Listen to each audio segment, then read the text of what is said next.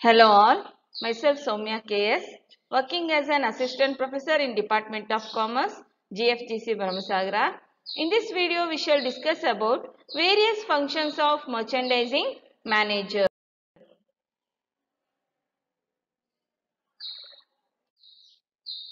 In the previous video, we discussed about the process of merchandising.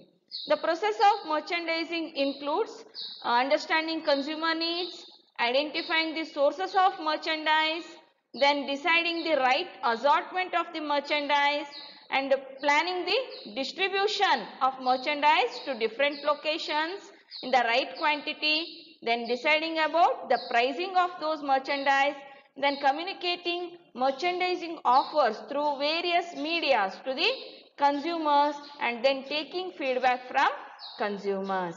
In this video, we shall discuss about various functions a merchandise manager will do in the retail business. Functions of merchandising manager. The basic function of a merchandising manager can be divided into 4 areas. ಒಬ್ಬ ಮರ್ಚಂಡೈಸಿಂಗ್ ಮ್ಯಾನೇಜರ್ನ function ಅವನ ಕಾರ್ಯಗಳನ್ನು 4 ವಿಧದಲ್ಲಿ ವಿಂಗಡಿಸ್ತೇವೆ. They are planning, directing, coordinating and controlling.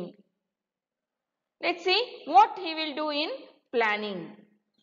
Merchandiser has to prepare purchase budget first. Planning process ಅಲ್ಲಿ merchandise manager first purchase budget ನ ಮಾಡಬೇಕಾಗುತ್ತೆ.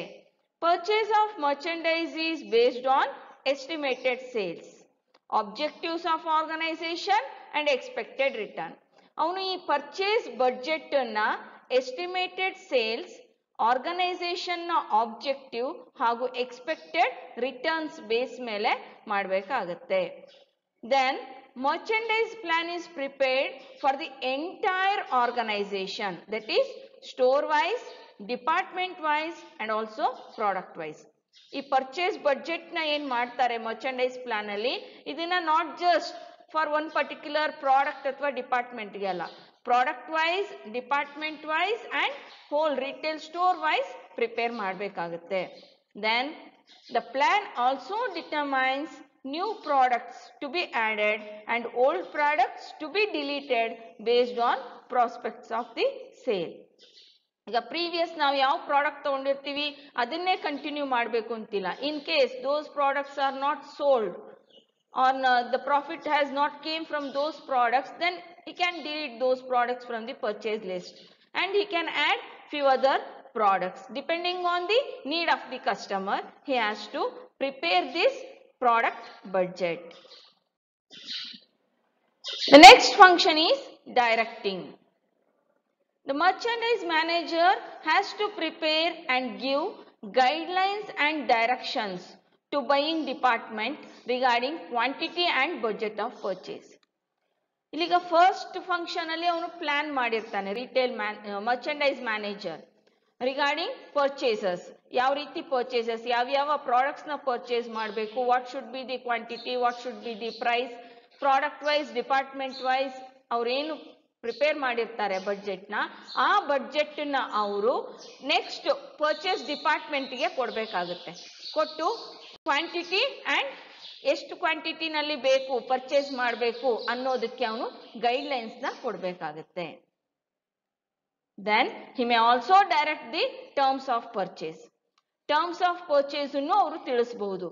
Terms of purchase in the sense whether he need the whole quantity at one time or at fixed intervals, ಅಂದ್ರೆ every month ಇಷ್ಟು ಕ್ವಾಂಟಿಟಿನಲ್ಲಿ ಬೇಕು ಅಥವಾ every week ಬೇಕು ಅಥವಾ ಡೈಲಿ ಬೇಕು, ಈ ರೀತಿ ಅದರ ಕ್ವಾಂಟಿಟಿ ಯಾವ ರೀತಿಯಾಗಿ ಬೇಕು ಅನ್ನೋದ್ರ ಬಗ್ಗೆನೇ ಇರ್ಬೋದು. ರಿಗಾರ್ಡಿಂಗ್ ಪ್ರೈಸಿಂಗ್ ಇರ್ಬೋದು ಅಥವಾ regarding return of those goods, in case ಈಗ ಸೇಲ್ ಆಗದೆ ಉಳಿದ್ರೆ ಅದನ್ನ ಹೇಗೆ ರಿಟರ್ನ್ ಮಾಡಬೇಕು ಅನ್ನೋದ್ರ ಬಗ್ಗೆ ಇರ್ಬೋದು. Regarding all these he may give directions to the purchase team. Then as per the broad guidelines and directions, buyers make timely purchase of merchandise to meet the needs of organization. So merchandise manager na guidelines prakara, then the purchase budget ಏನ್ ಮಾಡಿರ್ತಾರೆ ಅದರ ಪ್ರಕಾರ purchase department ಅವರು purchases ನ ಮಾಡ್ತಾರೆ. The next function is coordinating.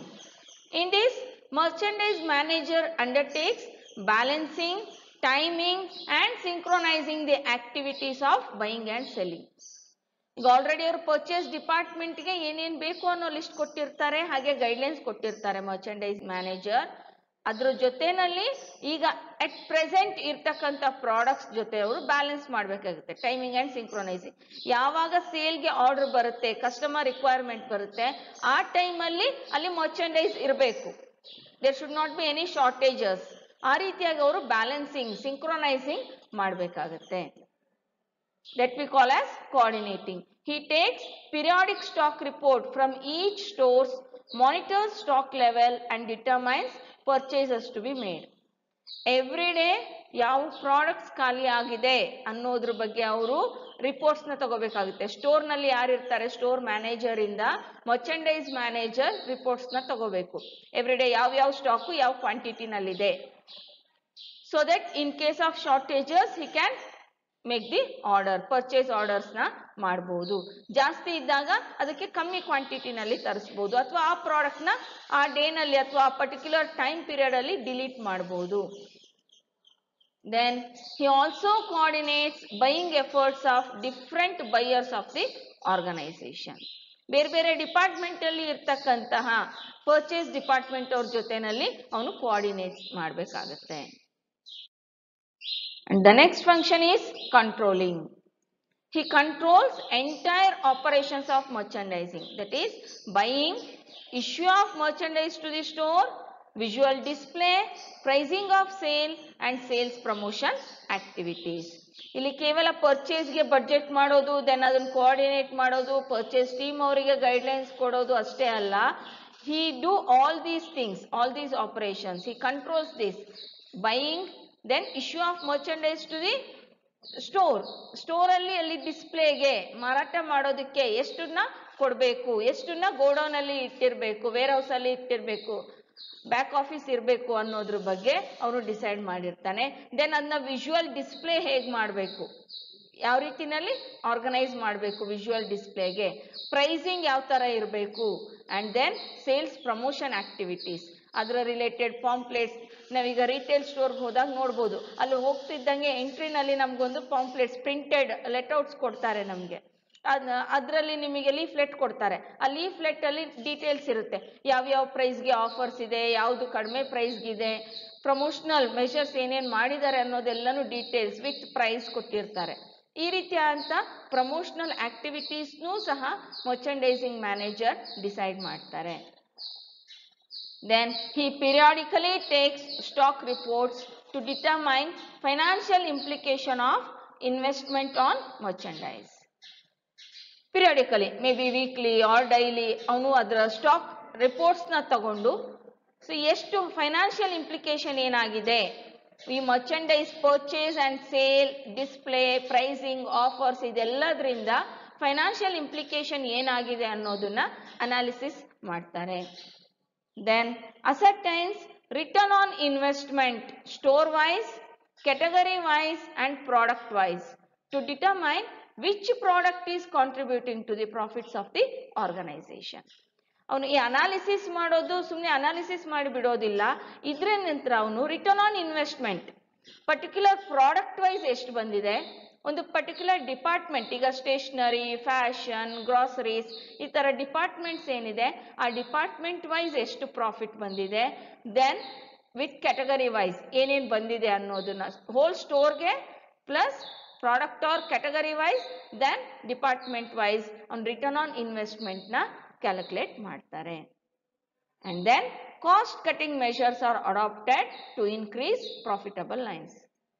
ಈಗ ಅವನು profit ನ ಅನಾಲಿಸಿಸ್ ಮಾಡಿದ ನಂತರದಲ್ಲಿ, ರಿಟರ್ನ್ ಆನ್ ಇನ್ವೆಸ್ಟ್ಮೆಂಟ್ ಅನಾಲಿಸಿಸ್ ಮಾಡಿದ ನಂತರದಲ್ಲಿ ಯಾವ್ದಾದ್ರು ಪರ್ಟಿಕ್ಯುಲರ್ ಪ್ರಾಡಕ್ಟ್ ಅಥವಾ ಡಿಪಾರ್ಟ್ಮೆಂಟ್ ಅಲ್ಲಿ ರಿಟರ್ನ್ ಆನ್ ಇನ್ವೆಸ್ಟ್ಮೆಂಟ್ ಕಡಿಮೆ ಇದೆ, ಪ್ರಾಫಿಟ್ ಕಡಿಮೆ ಇದೆ ಅಂತ ಅನ್ಸಿದ್ರೆ ಸೊ ಅಲ್ಲಿ ಕಾಸ್ಟ್ ಕಟ್ಟಿಂಗಿಗೆ ಏನ್ ಮಾಡಬಹುದು ಆ ಮೆಷರ್ಸ್ ನ ಮರ್ಚೆಂಡೈಸ್ ಮ್ಯಾನೇಜರ್ ತಗೊಳ್ತಾನೆ. Then he controls the entire functioning to ensure that merchandising operations are profitable. These are all the functions of merchandising manager, and merchandise manager has to perform majorly 4 functions. They are planning, directing, coordinating and controlling. For further reference, you can refer these textbooks and study materials. Thank you.